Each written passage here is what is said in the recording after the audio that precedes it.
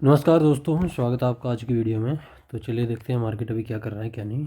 तो काफ़ी दिन से हम ये डिस्कस कर रहे हैं कि मार्केट एक फॉलिंग वेज के अंदर है, जहाँ पर ये दो ट्रेंड लाइंस हमारी हैं। ये दो ट्रेंड लाइंस हैं या इसको फॉलिंग वेज बोलते हैं। इस पैटर्न के अंदर मार्केट है और पिछले लगभग 4-5 महीने से मार्केट इसी के अंदर है। और इससे निकलेगा तब पता लगेगा हमें कि मार्केट अभी ऊपर जाएगा या नीचे जाएगा, या अगला ट्रेंड क्या होगा। अभी जो ट्रेंड है वो एक फॉलिंग वेज के अंदर मार्केट फंसा हुआ है। यहाँ से मोस्ट प्रोबेबली ये होगा कि मार्केट इसको टच करेगा, जो अपर ट्रेंड लाइन है या अपर लाइन है, इसको टच करेगा। उसके बाद फिर देखेंगे, पहला रेजिस्टेंस ये होगा, कल भी हमने बोला था। फिर ये रेजिस्टेंस होगा, जितने भी जो स्विंग हाई होंगे ना, वो स्विंग हाई सारे रेजिस्टेंस का काम करेंगे। ये हो गया, ये हो गया, ठीक है। फिर ये हो गया, ये हो गया। नीचे की साइड ये जो स्विंग लो हो गया, ये और ये दोनों स्विंग लो सपोर्ट का काम करेंगे। तो अभी एज सच कुछ है नहीं मार्केट में बताने का क्या होगा क्या नहीं। अभी यही है कि नीचे की तरफ जो है,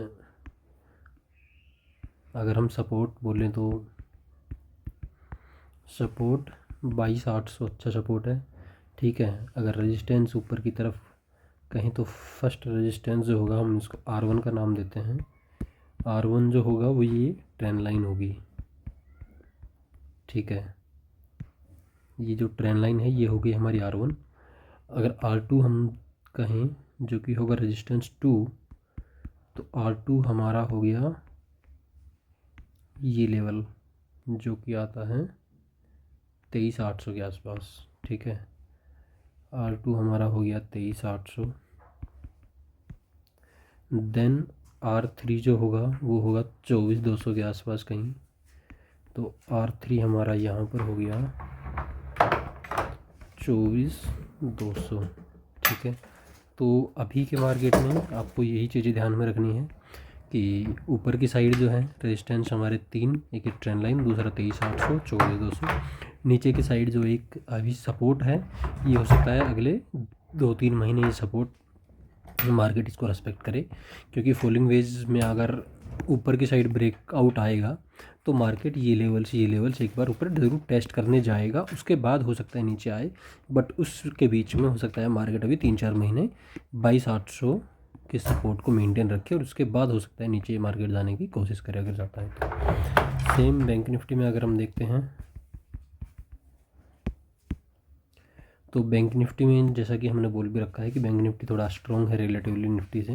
तो बैंक निफ्टी के लेवल्स जो हैं वो, पहला तो ये लेवल हो गया, ठीक है। उसके बाद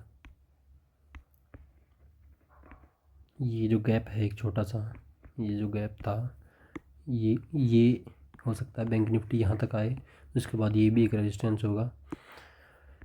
और अगर हम स्मॉल कैप इंडेक्स की बात करते हैं, तो स्मॉल कैप इंडेक्स की तो अच्छी तरीके से ठुकाई चल रही है। कल वाले लेवल्स पे स्मॉल कैप इंडेक्स पहुंचा, बट नीचे से थोड़ी बहुत रिकवरी आती दिख रही है। स्मॉल कैप इंडेक्स, अगर आप जैसे स्मॉल कैप को देखते हैं, तो अगर हम वीकली चार्ट लगाते हैं ना, तो कहीं ना कहीं हमें ये देखने को मिल रहा है कि ये जो 200 डे मूविंग एवरेज है, इसके ऊपर जाता है, फिर इसकी तरफ आता है, फिर इसके ऊपर जाएगा, फिर इसकी तरफ आएगा, फिर इसके ऊपर जाता है, इसकी तरफ आता है, ऊपर गया, फिर इसकी तरफ आया, ठीक है। अभी लास्ट टाइम भी क्या हुआ था, कोविड के बाद ऊपर गया, फिर यहाँ आ गया आया, उसके बाद ऊपर गया है। तो मोस्ट प्रोबेबली चांस है कि यहाँ एक बार फिर इस अपने 200 डे मूविंग एवरेज को टच करे। इसी फॉल में करेगा, इसके चांसेस कम है। इसका मतलब है कि जैसे अभी ये बनाता हुआ आ रहा है, ठीक है, अभी बहुत कम चांसेस है कि ऐसे नीचे आ जाए। अभी चांसेस ये है कि यहाँ से जाएगा एक बार, हो सकता है ऊपर यहाँ तक इस लेवल तक चला जाए, ठीक है, ऊपर चला जाए, फिर नीचे आके, और फिर हो सकता है कुछ टाइम के बाद ये 13,200 इसका लेवल है। 13,200 क्योंकि वीकली जो टाइम फ्रेम पे अगर हम इसको देखें, तो 200 मूविंग एवरेज आ रही है हमारे 13,200 पे। तो यहाँ आने के चांसेस बहुत ज़्यादा हैं, क्योंकि अगर यहाँ आता है तो 1/3 यहाँ से करेक्ट हो जाएगा टॉप से, ठीक है। पिछली बार भी यही हुआ था कि 1/3 ऊपर से करेक्ट हुआ था। और फंडामेंटली भी जो पी वगैरह है वो भी नीचे आ जाएगी। अगर पिछली बार का अगर हम देखते हैं, तो वही 33% के आसपास करेक्ट हुआ था। तो 33% के आसपास ही अब भी करेक्ट होके हो सकता है एक बार अपनी 200 मूविंग एवरेज के पास आए और वहाँ से फिर ऊपर जाए। तो यहाँ से भी मेरे हिसाब से 10-12% मार्केट गिरने के चांसेस हैं स्मॉल कैप इंडेक्स। निफ्टी की अगर हम ब्रॉडर चार्ट की बात करें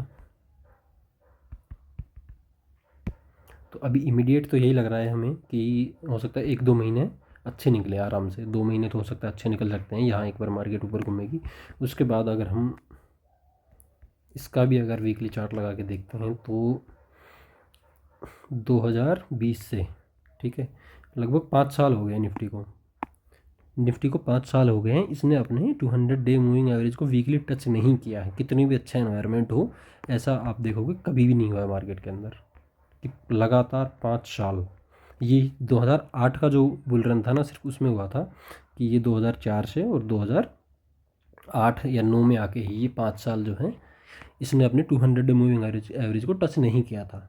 तो ग्रोथ स्टोरीज वगैरह जो अभी मार्केट में चल रही है वो सब अपनी जगह है, बट आपको ये भी देखना होगा कि ऐसा कभी हुआ नहीं पीछे इतना टाइम। अगर हम प्रिसाइज पूरा टाइम देखें ना तो लास्ट टाइम यहाँ से यहाँ तक 1600 दिन के आसपास हो गए थे, और अभी अगर हम यहाँ से देखें तो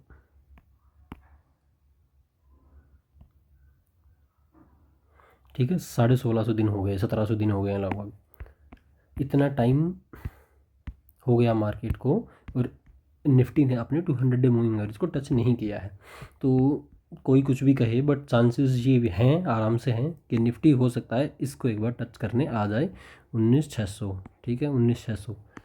तो अगर यहाँ से निफ्टी इतना गिरता है तो बहुत ख़राब हो जाएगा स्टॉक्स के लिए, क्योंकि अभी बहुत सारे लोगों के पोर्टफोलियो हो सकता है 20-30-40% डाउन है।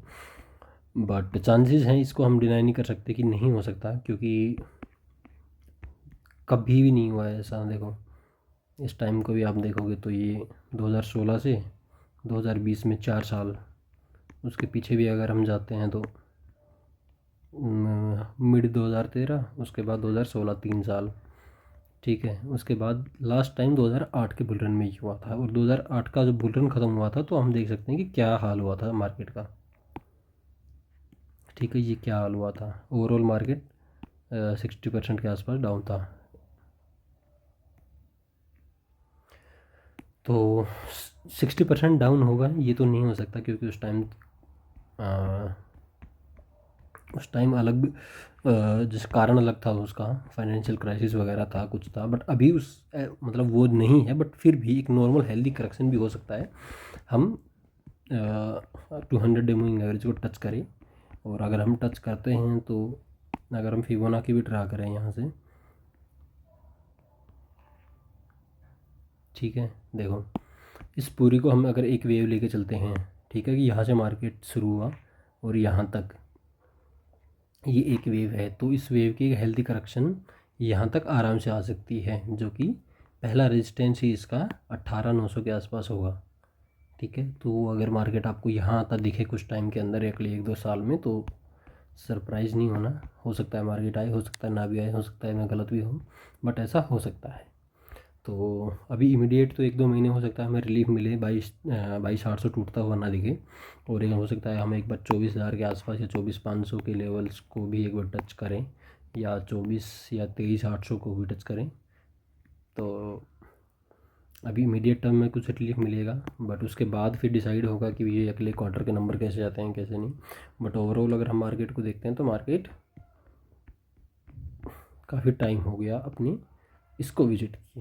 तो ये एक मीन रिवर्जन की थ्योरी होती है कि मार्केट जो होता है अगर ऊपर जाता है तो फिर नीचे आता है, ठीक है, ज़्यादा नीचे जाता है तो फिर अपने उस मीन की तरफ पहुंचता है। तो ये जो 200 डे मूविंग एवरेज होती है ये मीन का काम करती है। तो मार्केट कभी ना कभी ज़रूर इसके पास आएगा, वो अभी आएगा या हो सकता है अभी अगर अगले क्वार्टर के नंबर अच्छे आते हैं, ठीक है, कैपेक्स होता है, उसके बाद हो सकता है मार्केट यहाँ से 30,000 चला जाए, फिर उसके बाद आएगा, बट आएगा ज़रूर। तो उसकी चिंता हम बाद में करेंगे, पहले ये देखते हैं कि अभी 2-3 महीने में क्या होगा। 2-3 महीने में कुछ रिलीफ मिल सकता है, उसके बाद फिर मार्केट क्या करता है क्या नहीं वो डिसाइड होगा अगले क्वार्टर के नंबर के बाद। Thank you.